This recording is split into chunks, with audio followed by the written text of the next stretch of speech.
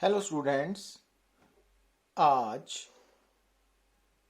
Class +2 unit number 1 electrostatics के lecture number 48 में हमारा टॉपिक है conductor and it's behaviour in an external electric field. तो जैसा कि हम सब जानते हैं कि कंडक्टर वो सब्सटेंस होता है जिसके पास फ्री चार्जेस है।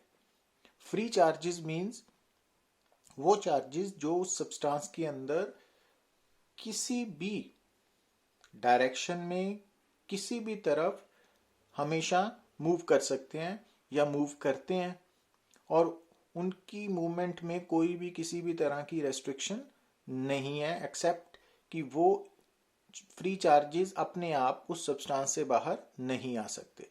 सो conductor is a substance which has free charges, तो जिसके पास फ्री चार्जेस है तो उसको हम कंडक्टर बोलते हैं। और कंडक्टर एक्चुअली इलेक्ट्रिकली न्यूट्रल है, तो उसके पास जितना पॉजिटिव चार्ज है उतना ही नेगेटिव चार्ज है। और नॉर्मल सर्कमस्टांसिस में किसी भी कंडक्टर के पास जो चार्ज डिस्ट्रीब्यूशन है वो इस तरह से है कि उस कंडक्टर के स्मॉलेस्ट पार्ट के पास भी equal amount of positive and negative charges है, और इस डिस्ट्रीब्यूशन को हम बोलते हैं uniform distribution of charge. So normal circumstances में किसी भी कंडक्टर के अंदर जो चार्ज डिस्ट्रीब्यूशन है दैट इज यूनिफॉर्म।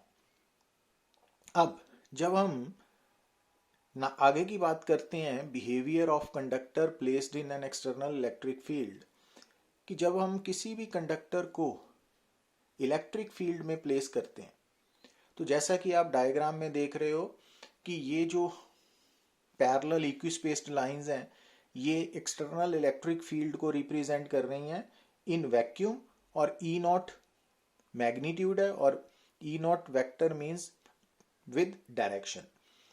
अब जब हम इस इलेक्ट्रिक फील्ड के अंदर किसी भी कंडक्टर को प्लेस करेंगे, जैसा कि जब हमने कंडक्टर को प्लेस किया तो इस कंडक्टर के चार्जेस के ऊपर जो एक्सटर्नल इलेक्ट्रिक फील्ड है that will exert an electric force, और वो इलेक्ट्रिक फोर्स जब लगेगी तो जो फ्री चार्जेस हैं वो under the effect of this electric force move करेंगे।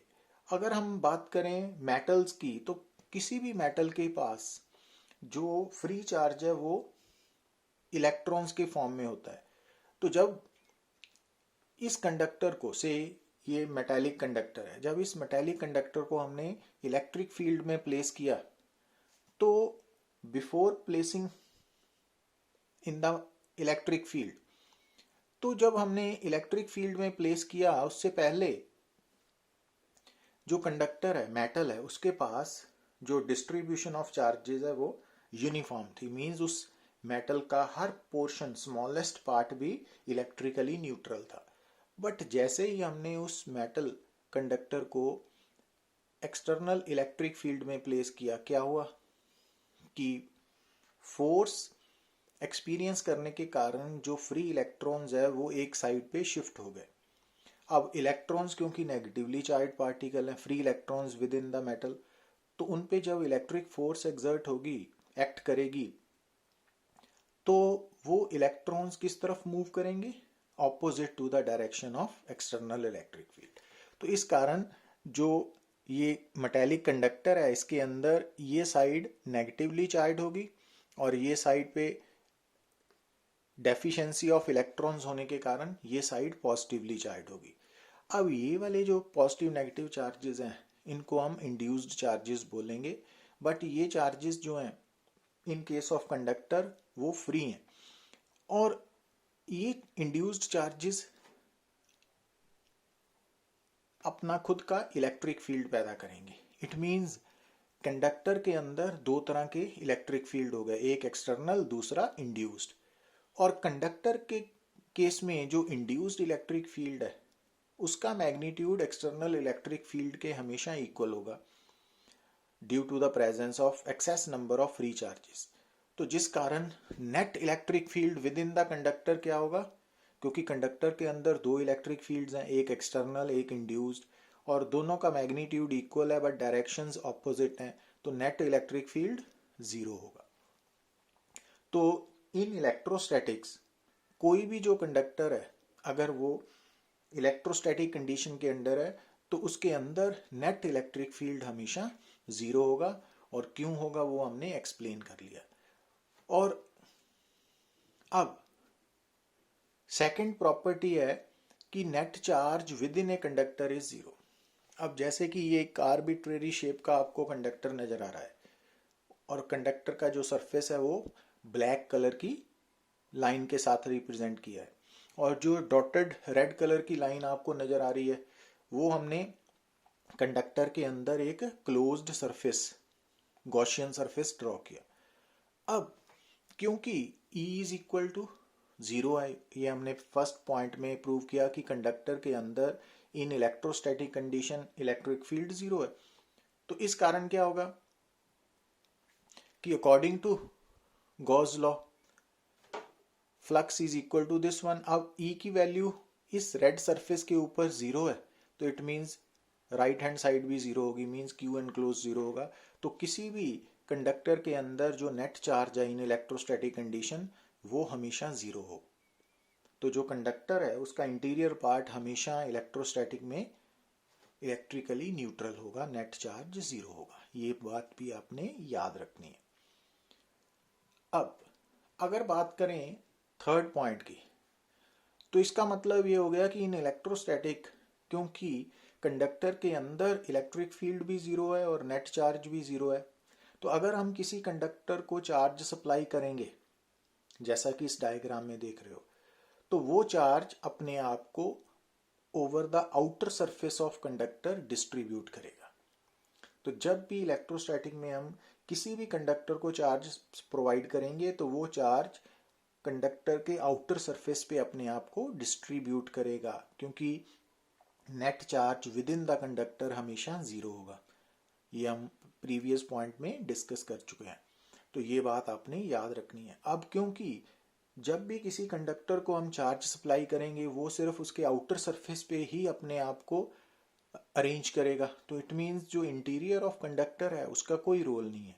तो इसका मतलब कंडक्टर का इंटीरियर चाहे सॉलिड है चाहे हॉलो है तो वो इममटीरियल है, उसका रिजल्ट पे इफेक्ट नहीं होगा। अब अगर हम पॉइंट 4 की बात करें कि charge conductor behaves like an equipotential body, तो जैसा कि हम जानते हैं कि किसी भी केस में जो इलेक्ट्रिक फील्ड इंटेंसिटी है और पोटेंशियल है उसका रिलेशन हम लिखते हैं E is equal to minus dV/dr। अब क्योंकि कंडक्टर के केस में उसके अंदर E 0 है तो dV/dr क्या हो गया 0।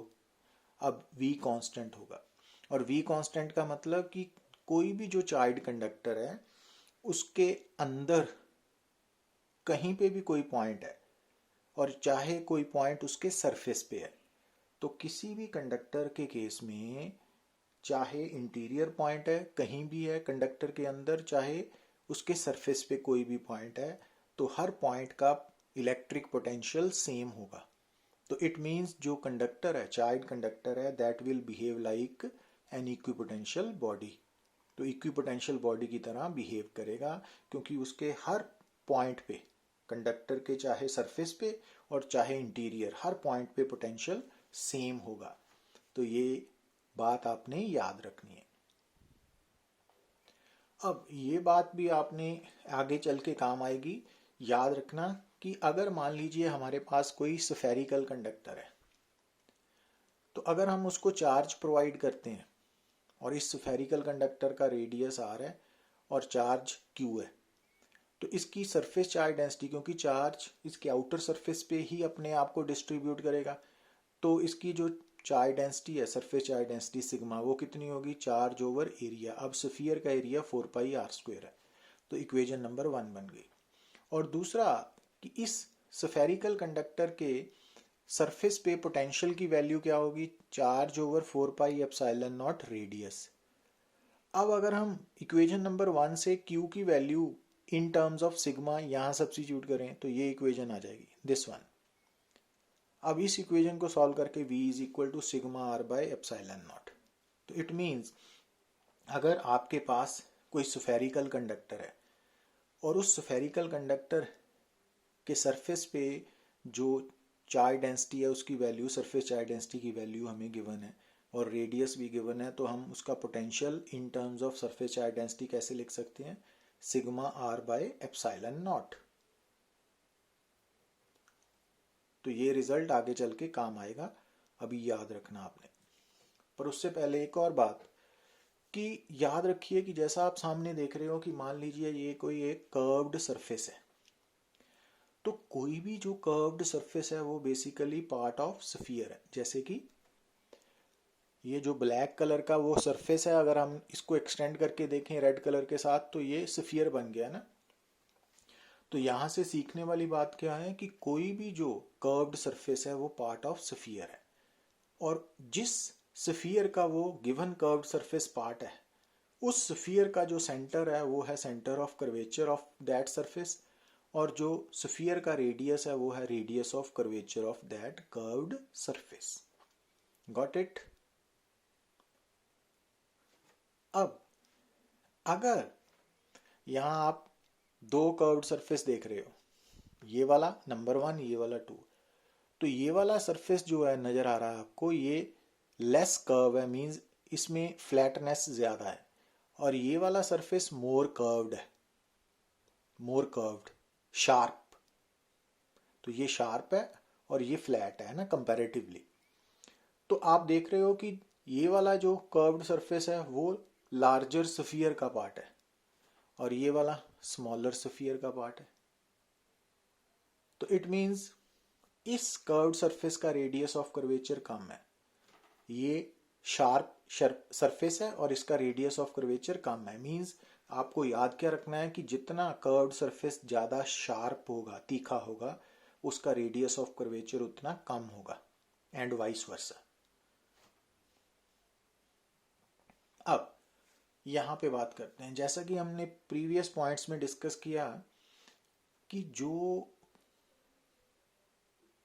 चार्ज कंडक्टर है, एक तो जब भी किसी कंडक्टर को चार्ज मिलेगा वो अपने आप उस कंडक्टर के आउटर सरफेस पे डिस्ट्रीब्यूट करेगा, और दूसरा कि हर पॉइंट का पोटेंशियल, जो चार्ज कंडक्टर है उसके हर पॉइंट का पोटेंशियल, चाहे वो पॉइंट उसके सरफेस पे है चाहे अंदर है, तो वो सेम रहेगा, और कंडक्टर के अंदर इलेक्ट्रिक फील्ड जीरो होगा। ये बातें आपने याद रखनी है, काफ़ी इंपॉर्टेंट है ये points, even competition point of view से बहुत इंपॉर्टेंट है, इसके बेस्ड क्वेश्चंस आते हैं हमें।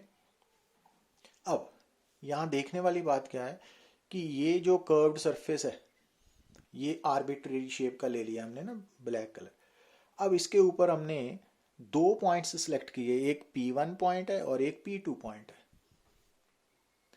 अब जो P1 पॉइंट है वहां पे हमने मान लिया कि सरफेस चार्ज डेंसिटी है सिग्मा 1, और P2 पॉइंट पे हमने मान लिया सरफेस चार्ज डेंसिटी है सिग्मा 2। अब जैसा कि बताया, ये जो P1 पॉइंट वाला सरफेस है तो ये रेड कलर का हमने उसका स्फीयर शो कर दिया है ना। तो इट मींस जो P1 पॉइंट है ना उसका रेडियस ऑफ कर्वेचर R1 है, और इसी तरह से जो P2 पॉइंट है वो सरफेस भी पार्ट ऑफ स्फीयर है, उसका रेडियस ऑफ कर्वेचर R2 है। तो आप देख रहे हो P1 P2 दोनों का रेडियस ऑफ कर्वेचर डिफरेंट है और R2 बड़ा नजर आ रहा है R1 के कंपैरेटिवली।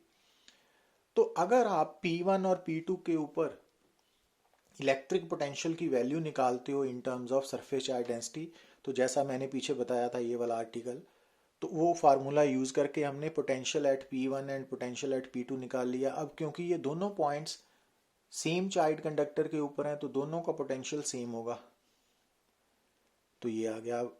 यहां से सिग्मा आर का प्रोडक्ट कांस्टेंट है, means sigma inversely proportional to radius of curvature है। मींस किसी भी कंडक्टर के ऊपर जब हम चार्ज प्रोवाइड करेंगे तो वो चार्ज आउटर सरफेस पर अपने आप को इस तरह डिस्ट्रीब्यूट करेगा कि जिस पॉइंट पे सरफेस के ऊपर, आउटर सरफेस पे जिस पॉइंट का रेडियस ऑफ कर्वेचर कम होगा वहां पे सरफेस चार्ज डेंसिटी ज्यादा होगी, एंड वाइस वर्सा।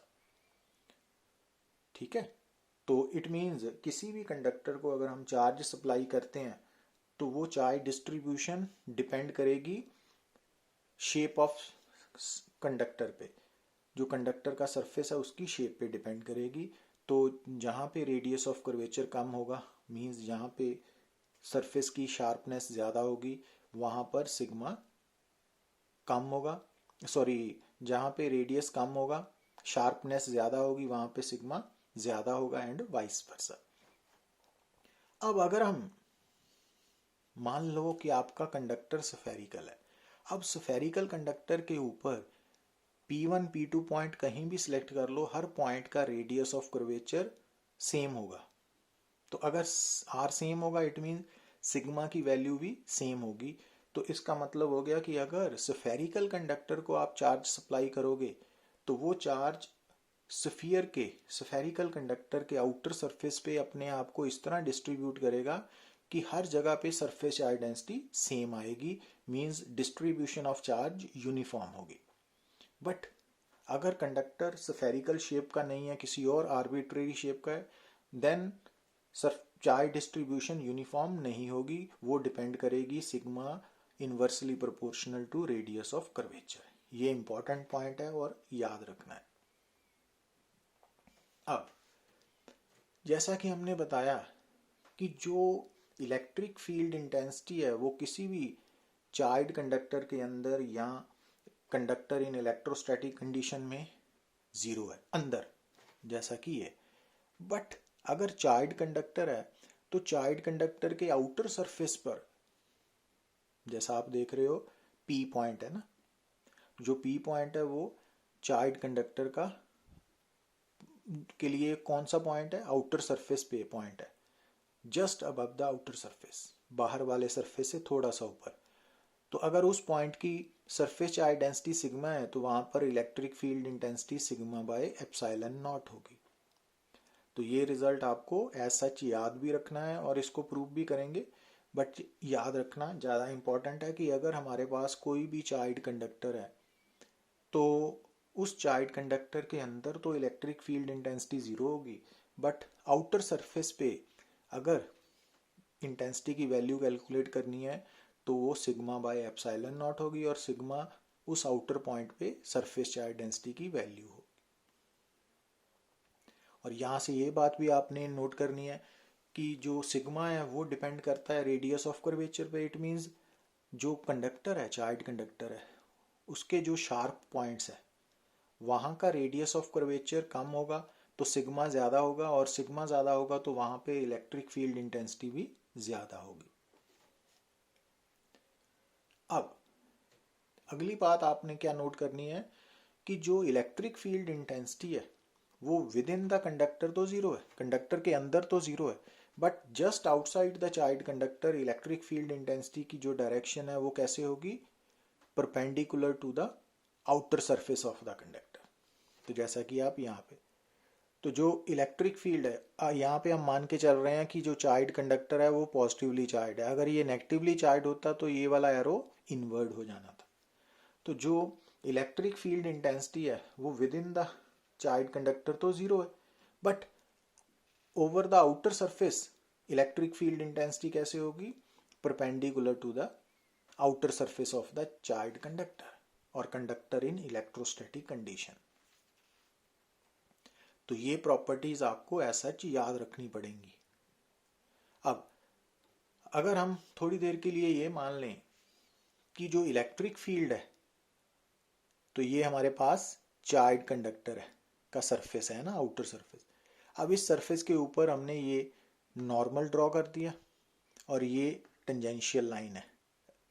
अब ये इलेक्ट्रिक फील्ड इंटेंसिटी है, हमने थोड़ी देर के लिए ये मान लिया कि मान लीजिए कि जो आउटर सरफेस है वहाँ पर इलेक्ट्रिक फील्ड इंटेंसिटी नॉर्मल के साथ परपेंडिकुलर के साथ कुछ एंगल बना रही है थीटा।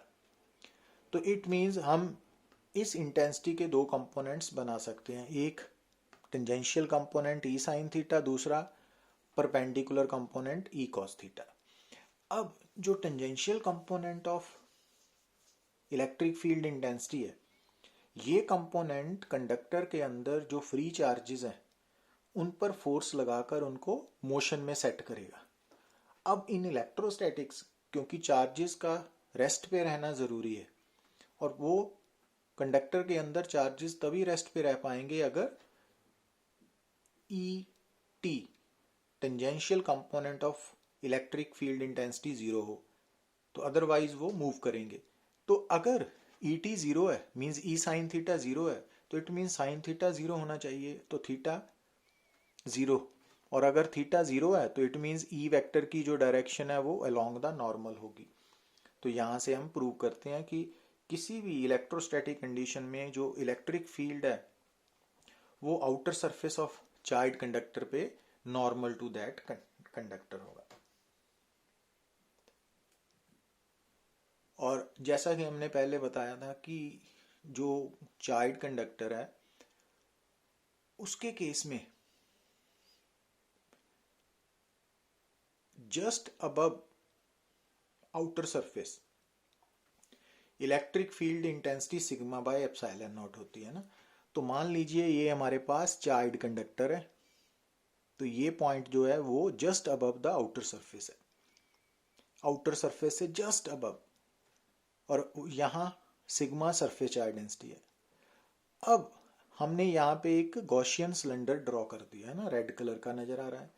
अब इस गॉसियन सिलेंडर का जो एरिया ऑफ क्रॉस सेक्शन है वो ए है, और जैसा कि हमने पीछे पढ़ा कि जो इलेक्ट्रिक फील्ड इंटेंसिटी है वो normal to the conducting surface है। अब अगर हम गॉस लॉ अप्लाई करें तो ये जो सिलेंडर आपको नजर आ रहा है, तो ये वाला क्रॉस सेक्शन जो ऊपर वाला है वहां पे हमने ब्लैक कलर का स्मॉल एरिया वेक्टर ड्रॉ कर दिया ना, ds वेक्टर, और गॉस लॉ अप्लाई किया। अब जैसा कि आप जानते हो कि जो सिलेंडर है उसके तीन सरफेसेस होते हैं ना, तो ये वाला ऊपर वाला क्रॉस सेक्शन नंबर 1 है, नीचे वाला नंबर 2 है, नीचे वाला विद इन द कंडक्टर है, और ये तीसरे वाला कर्व्ड है सिलेंडर का। अब जो ये साइड है ये क्या होती है, total flux linked with curved surface, sorry close surface. तो ये क्लोज सरफेस सिलेंडर का तीन ओपन सरफेसेस से बना है ना। तो हमने ये फ्लक्स को तीन पार्ट में डिवाइड कर दिया। अब जो फर्स्ट पार्ट है वहां पे आप क्या देख रहे हो कि E vector and D S vector same direction में है, तो वहां पे E vector dot D S क्या होगा, E D S cos 0 degree.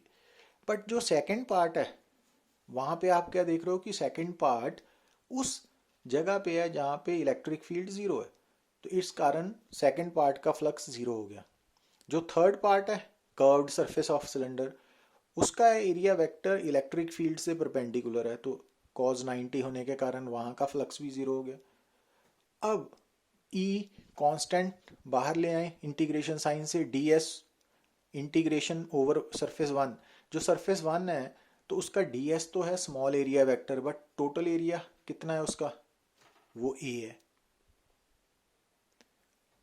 अच्छा, और Q इनक्लोज्ड कितना होगा, क्योंकि ये सिलेंडर जो है उसने कंडक्टर का कितना एरिया अपने अंदर एनक्लोज किया है, जितना सिलेंडर का एरिया ऑफ क्रॉस सेक्शन है।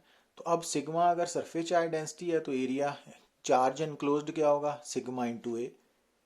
तो राइट हैंड साइड पे सिग्मा है, और ये दोनों ए कैंसल आउट, तो ई की वैल्यू आ जाएगी। तो इस तरह आप निकाल सकते हो। Thank you.